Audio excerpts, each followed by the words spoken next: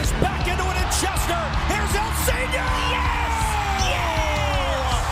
Yes! The center back, Jacob Glesnes. He's going for it. Yes! Oh my goal! What a goal! And that will do it. One of the best comebacks in recent years. 3 unanswered by the Union. And they go into the Gold Cup break, winning it 3-2. Hello and welcome to the Free Kick Podcast. My name is Todd, and it has been a minute since I had last recorded and uploaded a podcast for you guys. I think the last one you guys heard was my match review of New York City. In an episode, I think I even told you guys that, I don't think I'm going to do a match review because I want to go ahead and get Tyler Terrans on the podcast for a Chicago Fire preview. And I didn't even do a Chicago Fire preview or review episode. And I didn't do a preview episode for the Columbus game either. I mean, I don't know. It's crazy. Just all those amount of games in I think 3 games in 8 days. It's crazy just, trying to pick and choose, okay, what guests do you want to bring on the podcast? Do they have enough time to come onto the podcast? Trying to get it to align with your schedule. So last week was crazy. And I'm sure some of you guys are like, well, usually if there's a game over the weekend, Todd, you release a podcast on Monday. And you guys didn't even get that podcast on Monday because, it's 4th of July. Had a very, very adventurous 4th of July. Sinking in quicksand in my kayak. Essentially, was not fun. It was definitely an adventure that I'm sure you guys probably don't care about the story. If you guys do, then I guess you guys will probably message me on social media for the rest of that story. But you guys aren't here to hear my kayaking adventures, my fishing stories. You guys are here to get your soccer. And so there's really one topic that I want to talk about with the news, and that's in regards to Gareth Bale. I know I talked about that, I believe, in the New York City preview, where I said, okay, well, one of these episodes, I'll go ahead and play Jim Curtin's thoughts on Gareth Bale joining LAFC. Now, in the middle of recording this, I just saw on social media that Alejandro Pozuelo is being traded from Toronto FC to Inter Miami. That is literally all I saw. So I don't know for how much money. I don't know what player Toronto has coming in. So, I guess, you guys will have more information than me by the time I'm done recording this podcast. And I'll go ahead and give my thoughts on that trade once more information comes out. But like I said, I want to talk about Gareth Bale. So let's just go straight into the news.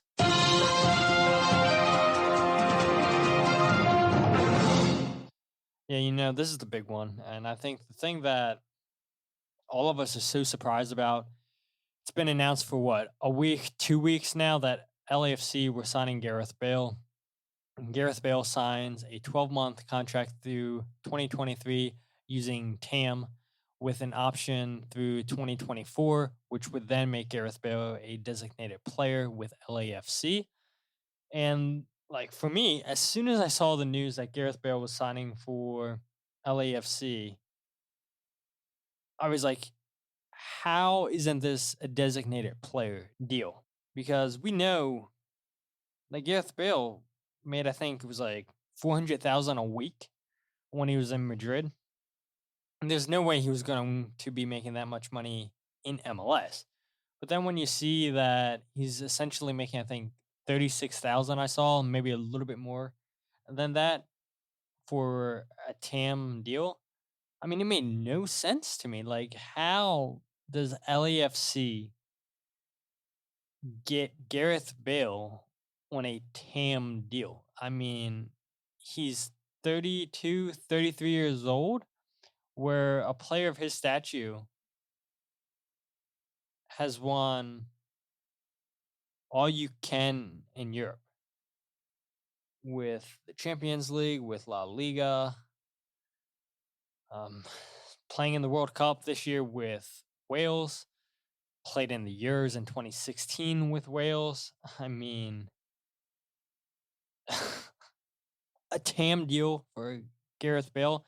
Like, I do feel bad about talking about this deal right now where you guys are probably over Gareth Bale to LAFC, how it was somehow a TAM deal, but I don't know. This is my first time talking about it on record. I've talked to some people in person, over through text and everything, and talking about it on the podcast now, getting my thoughts out there. I mean, it's still mind boggling, even though we've known for, like I said, a week, 2 weeks that Gareth Bale is going to LAFC. I I can't fathom how that's possible. A TAM deal. I mean, he has to be getting paid under the table, right? He has to be.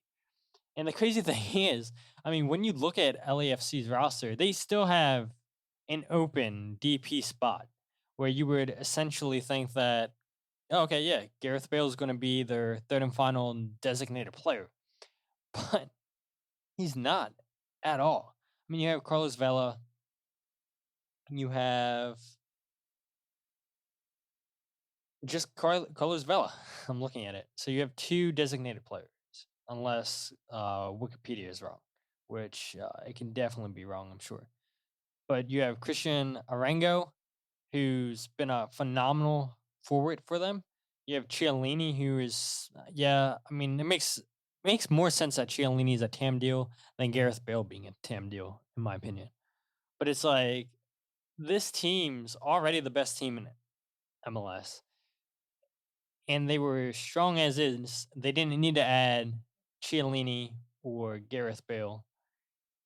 And they go out and sign Gareth Bale and Chiellini. They're already first place in the Western Conference. They're already first place in the Supporter Shield standings. And now you just go ahead and add Gareth Bale and Chiellini. I mean, makes no sense. Like, I really don't know how that's possible. And I think I saw that Carlos Vela signed a new contract with LAFC, and then I was definitely stalling for time, so I was looking at this too. Who else is a designated player? So Brian Rodriguez, their winger, he is a young designated player. So I guess what they have, I feel like they still have two designated player deals, right? Uh, I don't know, right? Young designated player and everything. The Union don't use that much, so trying to figure out, okay, does young designated player count against how many DPs you have or not? I thought it didn't, but I could be wrong. Because I keep hearing that people on social media are saying they have one more DP spot left, and it's going to not go to Gareth Bale. They can still sign a designated player. So the the young designated player has to count, right? It's not like it's a under 22 initiative. It's a just a young designated player. So they should have one left, correct? Because Julian Carranza is a young designated player, right? He's not an under 22. I don't know. All I know is the Union don't use designated players. And so, I mean, all this just technical stuff from MLS is so confusing. It's so hard to keep a hold of it. But regardless, LAFC make a hell of a signing. I think Gareth Bale, we've seen it so many times, teams go out and sign superstars, and it doesn't always pan out. But in this case, I think it is going to pan out for LAFC because Gareth Bale was just looking for a place where he can play week in, week out. And LAFC can offer him that. He wants to play consistently heading into the World Cup for Wales. He wants to be fit and sharp so he can lead Wales to the round of 16, hopefully. But we all know that Wales are in a group with England, with Iran, USA. And so it's not an easy group for Wales to get out of. A lot of people have them not even getting out of the group at all. But Gareth Bale, and the Welsh players for sure feel like they can get out. And Gareth Bale wasn't playing consistently with Madrid. His contract was up, and there's no way that he was staying in Spain any longer than he had to. And LAFC is the team of his choice. And I know I'm just rambling, talking a lot longer than I thought I would about Gareth Bale. So let me go ahead and play Jim Curtin's thoughts on Gareth Bale signing for LAFC. Luckily, we already played LAFC, so we don't have to worry about them till the possibility of a final. But he's obviously, an incredible player. How John pulled that one off, I'll never know. It's quite a good list of TAM guys they got there. And John's a friend and a former teammate. He does incredible work there, and they have a great club. But yeah, so I'm happy for them, I guess. But I'm just glad we played them already. That's probably the best way I can put it, because preparing for a Vela Bale, and then they'll probably get another DP striker. Yeah, it's not easy, but that's neither here nor there. For sure. It is crazy. Like, how do you make a team that's already good that much better? I mean, they have to be the favorites, right? To not only win the West, not only win Supporters Shield, but now to win MLS Cup. I mean, if they don't, is this the biggest choke in all of sports history? No, not at all. But it could be the biggest choke in MLS when you have the team that LAFC have. Now, I guess the biggest thing for Steve Cherundolo, I think I'm saying that right, manager's name, could totally be saying that wrong. But the biggest thing is, how do you keep all these guys happy? You have a lot of big personalities on the team, a lot of players that are going to want the ball.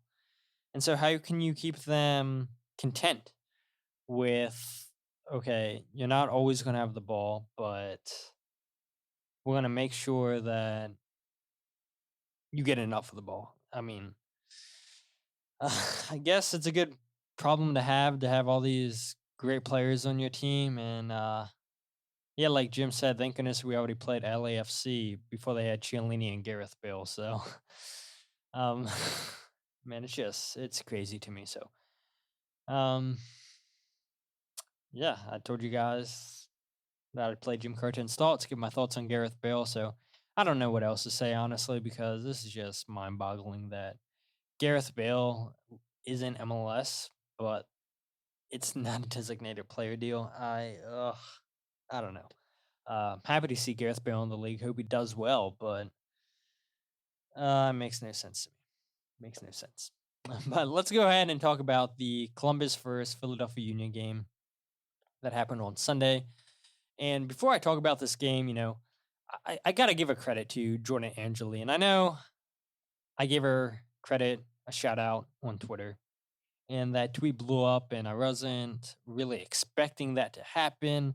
I was just giving her a compliment for just how unbiased she is when she calls games, how well her and Neil Sicko work together on commentary duty for Columbus, and just for all the work that Jordan puts in for studying the opposition every time she calls a game.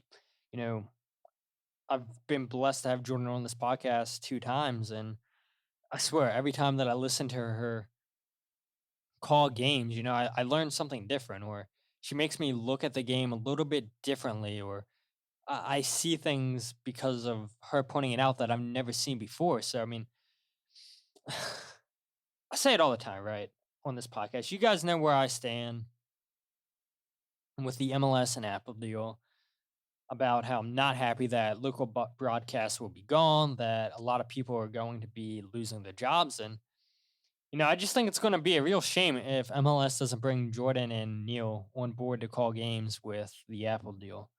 I get MLS wants to have their own national broadcasters, but I don't know. I'm still holding out hope that this Apple MLS deal, everything I'm hoping isn't finalized, that there's still some things to iron out. Because what I hope, I see some people that are happy that, there's going to be national broadcasters, one set of broadcasters for a game. But man, I think me personally, and I've seen people on social media say the same thing, that what's intriguing for them about MLS is, each team has their own broadcast team. You learn so much more about those teams when you have those people calling those teams every single week. And that's part of the reason why I bring on different commentators every single week for you guys to talk about whatever team the Union are playing. Because, yeah, I could get a journalist on here, I can get a podcaster on here. I can watch a game, a couple games, and give you my thoughts on how I think Columbus are going to play, what they do well, what they don't do well in. But, I don't think I'm getting the whole picture if I do that. We're bringing in these different broadcasters every single week, or whenever I get the chance to bring them onto the podcast. They watch these teams every single week. They go to the practices. They know the ins and the outs of these teams. And why? Just why would you want to replace that MLS with national broadcasters? 14 teams, I think I read when I read the MLS and Apple deal. Why would you not want to have set teams for set MLS clubs? Where are they truly going to understand how the Philadelphia Union operate if they're Orlando City broadcasters? Are they really going to know how New York City operates if they're Minnesota United commentators? Maybe eventually after they call games, they'll get used to these teams and their styles. But I don't know. I just think it's something special about these commentators, one, living in the city these teams play in, being able to go to practice every single day, watching these teams every single week, calling their games every single week. They build such a big picture. And the one thing I like about Jordan, and I saw a whole bunch of people come out here and give her credit for it, is when she was calling that game over the weekend, and it's not because it's the Philadelphia Union and Columbus. It's every single opposition. When she calls the game, she makes it seem like she's not a crew announcer. She makes it sound like she knows just as much about the crew as she does the opposition. She makes it, she works for the crew, but she makes it just so unbiased in her calls, and her knowledge is just unbelievable. Like I said, every time that I listen to her call games, she makes me see the game a little bit different each time. And if local broadcasters for each team is truly dead, if that's not going to be a thing, I really, really hope that MLS makes her and Neil a part of their 14-man broadcaster group, because just the experience she brings, the way that she sees the game, you can't replace that, in my opinion. And MLS would be doing just a terrible job if they let her walk at the end of the season. And it's not just Columbus fans coming out in support of Jordan. I've seen Real Salt Lake fans, I talked about it before, coming out and supporting Brian Dunseth, how much they appreciate him. I saw New York City fans coming out and supporting Ian Paul Joy. Like, I said it before, and I'll say it again. If you appreciate your broadcast teams, make your voice be heard on social media. Let MLS know that you love your broadcasters, because we see it all the time where, people tell you, oh, support local soccer, which is fine. Yes, support local soccer. But what I'm saying is support local broadcasters. Let's get that into a saying where, okay, yeah, supporting local soccer is all fine and dandy. But how about we show support for these local broadcasters where, some of these people are going to be fine calling national games. But a lot of people are going to be without jobs, not calling national games, because MLS is only supposedly taking 14 teams. And I think all these broadcasters would much rather work for their teams and call games than they would national games for MLS. And that's my opinion. Nobody said that to me, but I just get the feeling that that's how these broadcasters feel, because they live in the market. And for MLS, I get it. they're like, we're praying for a national broadcast. Why would we want to pay for two separate broadcast teams to call games? It's going to be cheaper to have just one set of teams calling a game. But yeah, like I said, let's support local broadcasters. If you enjoy JP, if you enjoy Danny, let's go out there and make your voices be heard on social media. Because as far as I know, this deal's still being worked out with Apple. That it's set in place that MLS and Apple are going to be the streaming partner, but I don't think the deal's 100% finalized yet. And maybe enough people complain about the way that MLS is going to do away with local broadcasters for teams. I don't know. Maybe something can change. Maybe it doesn't, but it doesn't hurt to let your voice be heard, to support your local broadcasters. And just went on a tangent that, I put in my notes I wanted to talk about this, but wasn't sure I wanted to talk about it that long, but it's all good, right? Because we are truly blessed as MLS fans to have such great broadcasters in this league. But let's go ahead and talk about this game that we know ended 0-0, with Andre Blake coming up with a huge penalty save on Pedro Santos after Daniel Gazda concedes a soft penalty. Really anything in that challenge, in my opinion. You have Hurtado, who interferes with Blake's vision, so Blake can't see Lucas Zelarayan's shot, and the goal gets called back. And in my opinion, there was no doubt that there was interference on that play, especially when the referee only looked for like 10 seconds on VAR. We saw the Union come out and play a 3-4-1-2 formation with Jose Martinez suspended for this game because of his 2 yellow cards in Chicago.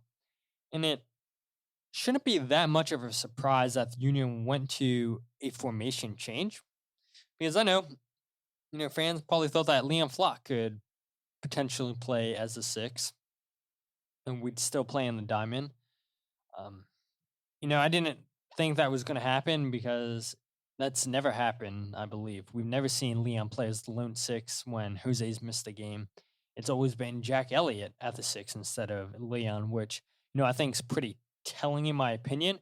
It tells me that Jim doesn't think Leon's a 6. He sees him more as an 8, or if he is a 6, it's with somebody else next to him, because even Leon's come out on the record and said that he's more comfortable playing with another 6 next to him and not as the lone 6.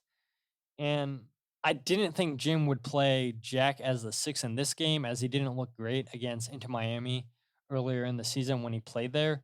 I thought he was too slow on the ball, wasn't moving the ball fast enough when he played there. Probably part of the reason why we didn't score a goal against Miami, but it's also probably the reason why we were able to keep a clean sheet against Miami. But it wasn't a surprise to me to see Bizo start, because Jim said midweek that Nate needed a mental break, and if you're going to use wingbacks, you'd much rather use Bizo, as he's more attacking than Nate. Just the biggest thing I was confused on was Chris Donovan and Corey Burke over Julian Carranza and Mikael Ua. But as this game went on, the more and more that made sense, because if you're playing with 2 wingbacks, you're going to put a lot of crosses into the box. Both Donovan and Burke are good in the air. Chris Donovan in the game against Columbus, he won 10 out of 13 headers, and Corey Burke won 4 out of 7. I mean, they were both dominant in the air. But the thing is, Chris would keep winning the initial header, but more times than not, there would be no players around him to give him support. When you saw this lineup, I thought it was obvious that the Union were setting out to play for a draw, to use their wingbacks. That's how they're going to attack. They're not going to attack down the middle. They're not going to play long balls. So they're just going to play with Bizo and Wagner out wide, sending in crosses into the box. But the one thing that this formation did do was, one, you had a feeling the Union were playing for a draw, like I said.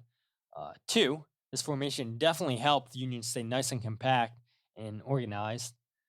And it wasn't the most entertaining soccer, but if you need a point, it'll do the job, in my opinion.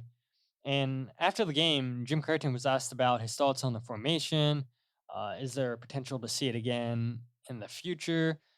Why'd you guys go to this formation? How much time did you guys have to prepare for this? And this is what Jim had to say after the game on the formation change. Look, I liked it. I think that, you had obviously the absence of Jose on the red card suspension. You have the strength of the other team's lineup is the wing backs. Even if they started in a back four, we assumed they were going to start in a 3-5-2 because they got a result. But with the wing backs, the matchups become a little bit clearer. When you're in the diamond, it becomes a longer run for Ali and Leon to go out there. And then if you go late, you're leaving a lot of space. And then factor in the fact that it's the third game off of a difficult stretch and it's 90 degrees out. We thought that was a clear way to do it. I thought that guys had good performances. I thought all three center backs had good days. Stu stepped in and did great for us and gave everything. Really happy for him. Olivier came in and gave us a little bit of life and juice on that side of the field. But it was a team effort. Again, it wasn't beautiful. It wasn't pretty, but it was a hard day. They put a lot into it. I think the fans will understand that third game of a difficult stretch with a group that's a little bit shorthanded now. Hard point earned. And at the same time, Jonathan, to answer your question, I saw some things that we liked. I call it a 3-4-1-2 if we're getting into semantics of formations, which I know you guys all love. But it's certainly something that we can talk about. Could you tweak it even more to get a Paxton out there as a second 10, to get a Quinn Sullivan or a McGlynn? Yeah, I think it could help with some of the personnel that'll be coming back as well. Yeah, so that's interesting. Could we see the Union go away from the diamond? We saw last year the Christmas tree 4-3-2-1. Could Jim Curtin go out and play all three center backs? This is something that fans have been saying the last couple of years on social media. One, we had Mark McKenzie. One, we had Jacob Glesnes. One, we had Jack Elliott. They wanted to see all three of them play. Then you bring in Stuart Finley, and fans want to see Stuart Finley play more, and they want to see a three at the back. And Jim Curtin brings up a good point where you can even change the 3-4-1-2 to a 3-4-2-1. Play with one striker, play with two tens. There's a lot that they can do with the personnel that they have, like Jim said. I think primarily we will see the diamond still used, especially to start games. Now, if the Union are chasing a goal or if players are missing, then I think there is a real chance for the Union to go to the three at the back again. Like I said, it wasn't the prettiest of soccer, but it got the Union a clean sheet. It got them a point. That's now 5 straight clean sheets against the Crew for the Union. But I know a lot of fans aren't going to be happy with it because the Union only had 4 shots this game, but I feel like the more the Union would practice this formation, I don't know, the better they could get at it. Fans weren't excited when the Union went to the Christmas tree last year, and then the more and more they played it last year, they got pretty good at using that formation. It was hard for teams to figure out how to break that down because teams don't typically play that kind of formation. And now you throw out 3 at the back, teams are used to playing against the Union who play in the diamond. They're used to preparing for the diamond. Now you give them yet again another formation to potentially prepare for. I think that just works as an advantage for the Union.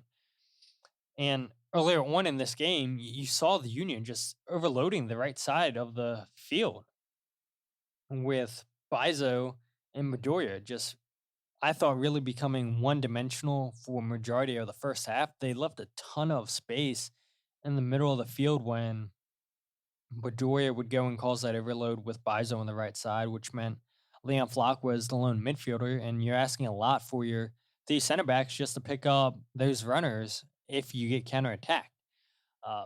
Not saying Jim Curtin doesn't trust his center backs in 1v1 situations. He absolutely does. I think more times than not, our center backs are going to win that battle if they're put up against an attacker one-on-one. These guys just defend the ball very, very well. They read the game so well. Um, just, there was definitely mistakes in that game. Definitely wasn't pretty. Um, the Union are lucky that they didn't get overloaded in the midfield, that Columbus, were too slow, I thought, at times transitioning from defense into attack. They could have moved the ball a lot faster and really hit the Union on the counterattack. But, you did at times see Stuart Finley's pace. They try to play the ball over the top. Stuart Finley would be there to outrun the attacker and get to the ball first. So, I mean, defensively, yeah, this formation worked in my opinion, but yeah, I feel like if it was any other team that's a better attacking side than Columbus, then yeah, they definitely would have found the weakness in the middle of the field for the Union. But I asked Jim Curtin about, earlier on in this game, you guys kept attacking the right side of the field. Was that something that you planned for before the game started, or as the game progressed, you guys started to see that as an advantage for you? Yeah, Ollie has a tendency to drift over there and join in with Olivier. And you can see with Olivier, he has a good soccer IQ and he likes to attack. And with the Jacob behind him, Jacob can play those balls through the lines that get him ahead of the strikers for them. So there's not much resistance for him. So we saw some space that we could exploit out there. We did get some good overloads. We can still pass better. We have to get sharper on the ball. That's the only way we'll create chances. We still have a little bit in the last couple games, too many unforced errors where we get in good spots and maybe a missed touch or a pass that gets deflected, and all of a sudden we're turning around and having to defend. So it can get sharper even with those overloads out wide. But overall, I thought a good showing, and certainly an area of the field where when they play in their 5-man back line, the wide spaces were open for us as well. Yeah, so I mean, another compliment Jim Curtin had for that formation they played, which makes me think that the Union are definitely going to use this formation again sometime down the road. And the more and more that they practice this formation, I think the better they'll be at it. But Beiser, I thought, played good on the day. He was slow to closing down Pedro Santos, who had that cross into Lucas Zelarayan. You definitely don't want to give a player like Pedro that much time and space, because we saw all he needed was one pass, and that run in from Lucas Zelarayan behind Liam Flock, who didn't track the runner. It's a goal. It's a good work goal for Columbus, and props to my dad for calling that goal before it even happened. He's like, yeah, they're going to score on this just by watching how they built out the attack, and the Union were too slow to pick up a couple of those pieces, and luckily for the Union, they called that goal for goalie interference. But not too much to complain about. Jim Curtin always talks about creating half chances, and they created two good opportunities in this game. One on the corner kick, where typical Union play, where they play the ball to LA near post. He wins the flick on. Daniel Gazlak just misses the ball with his head. He would have scored, in my opinion, if he would have got ahead to it. Completely unmarked, lost his marker. LA, like he's done multiple times this season, wins the ball at the near post. Great service in by Kai Wagner. But the Union can't capitalize on that. Should have been 1-0. Julian Kranza had a great chance to score. Eloy Room saved well with his feet. Julian was clever on that play. He knew that Eloy was going to dive to his left, so Julian tried to place the ball to Room's right, and Room used his height, used his legs to make a good kick save against Julian. But other than that, not really any chances that really stood out. I mean, 4 shots the Union had. I believe Jacob Glesnes had a shot. It was an effort. And then Daniel Gazlak might have had a chance in this game. I can't remember. But the missed chance from Daniel Gazlak and the chance from Julian Kranza, these two chances really, really, really stand out to me. And the Union, I mean, they're going to create chances, but they're not going to create 10 plus chances a game. And that's why it's important, when the Union do create their chances, they've got to finish them. They got to be more clinical. And they weren't clinical against Chicago. They weren't clinical against Columbus. And, there's a reason why you only got 1 point in 2 games. And I guess the last thing that I'll say is just Andre Blake. He's been so phenomenal at reading/saving penalties ever since Phil Whedon took over goalkeeper and coaching duties for the Union. And this is why fans say that Andre Blake's the best player on this team because of that performance that he had against Columbus. He won MLS Team of the Week honors for saving that penalty, making 5 saves on the day. Last year he saved 3 out of 4 penalties, 1 out of 4 penalties saved this season. We all remember that performance against Nashville in the playoffs where he saved those penalties, read where they were going to kick the penalties. And then, you've seen this year that Andre Blake, he's only saved 1 penalty this season, but I think 2 or 3 of the penalties that were scored against them, minus the one that Tati scored at home, Andre Blake went the right direction, just wasn't able to keep the ball out of the net. So a huge shout out to the way that Andre Blake played against Columbus. Shout out to Phil Whedon for just what he's doing with these goalkeepers, because I don't know how much you guys pay attention to Union 2, but a couple weeks ago in penalties, Matt Freese, I think, saved 2 or 3 penalties in the win for the Union in the penalty shootout. So it's not only Andre Blake's benefiting from Phil Whedon, it's Joe Bendick, it's Matt Freese as well. So that's pretty much everything I want to say about this game. Real quick, obviously no goal scored, so can't talk about that. 3 stars for me. Number 1, Andre Blake, 5 saves. Number 2, Jacob Glesnes, 2 out of 4 tackles won, 1 block, 1 interception, 7 ball recoveries, 7 out of 9 ground duels won. And just phenomenal performance in the back from Jacob Glesnes, the way that he reads the game, the way that he connects with his teammates, the confidence that he has to take players on 1v1. And then number 3 is Leon Flock. 3 out of 5 tackles won, 3 interceptions, 4 ball recoveries, 5 out of 10 ground duels won. And something that I've been critical about Leon is his passing ability. He completed 80% of his passes, 20 out of 25 completed. He had one really, really poor pass giveaway where it was like, what are you doing, Leon? Like, how do you misplace that pass? Like, you had a guy wide open, and it was the stupidest of giveaways. And luckily, nothing came of it. But, it is, one of the flaws of his game, his passing, his attacking ability. And I'm surprised I didn't see too many people complain about that giveaway Leon had right there. But, no attackers getting into my 3 stars this weekend. And it was hard for me, honestly, to add 2 more players to this list. Maybe Jacob had more of a case than Leon Flock, but best player for both teams was Andre Blake on the night.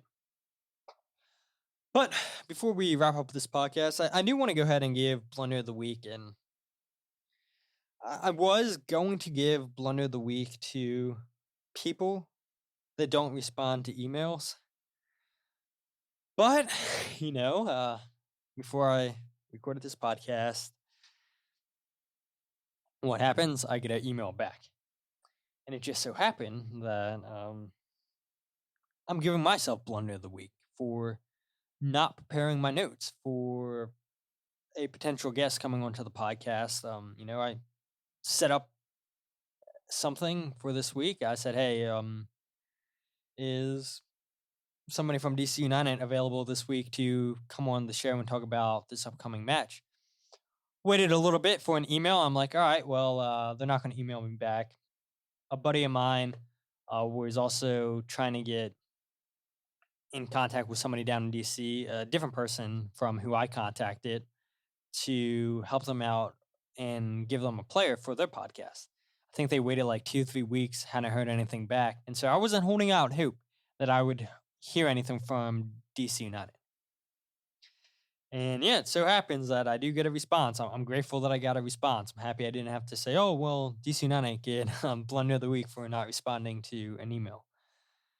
But it is on me for, having time to prepare for this potential podcast. And, I had to wait last minute to prepare for a show that may or may not happen. So, yeah, I'm going to go ahead and give myself Blunder of the Week.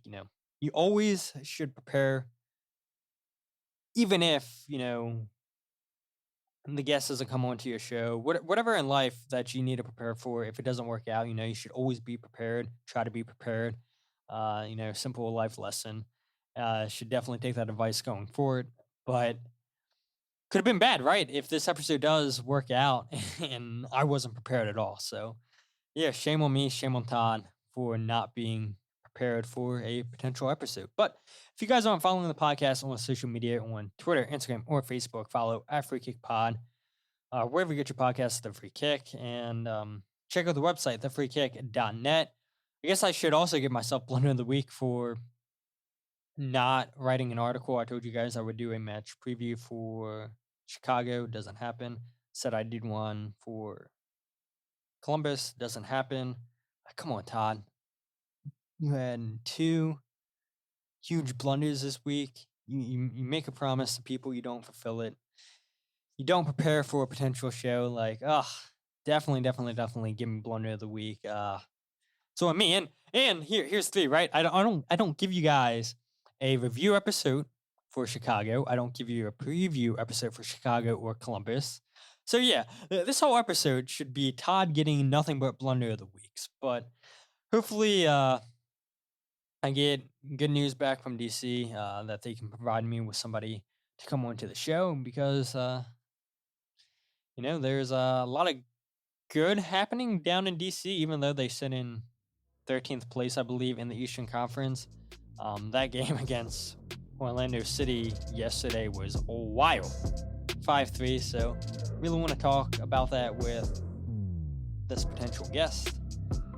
But we'll see. We'll see if they are able to come on, arrange a schedule to make it work for us. But until then, my name is Todd, and this is the Free Kick Podcast.